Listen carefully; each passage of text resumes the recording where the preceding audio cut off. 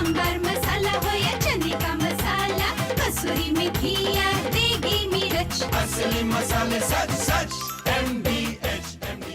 ഈ ഒരു പരസ്യം നിങ്ങൾ കണ്ടിട്ടുണ്ടോ?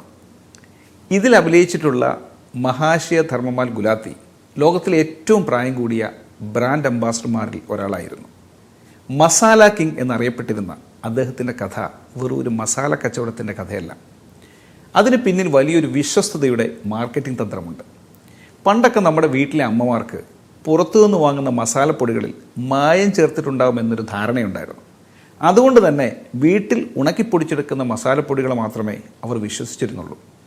ഈ ഒരു ധാരണയെ മറികടന്നാണ് ധർമ്മപാൽ ഗുലാത്തി സ്വന്തം മസാലപ്പൊടികൾ അവതരിപ്പിക്കുന്നത്. തൻ്റെ മസാലകൾ ആളുകളിലേക്ക് എത്തിക്കാൻ അദ്ദേഹം ഒരു സിനിമാക്കാരനെയോ ക്രിക്കറ്റ് താരത്തെയോ വിളിച്ചില്ല.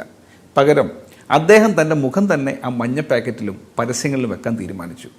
ഞാൻ എൻ്റെ കൈകൊണ്ട് ഉണ്ടാക്കുന്ന മസാലയാണത്, എനിക്ക് നിങ്ങളെ വഞ്ചിക്കാൻ കഴിയില്ല എന്നൊരു ഉറപ്പ് ആ ചിരിക്കുന്ന മുഖം ഓരോ വീട്ടമ്മമാർക്കും നൽകി.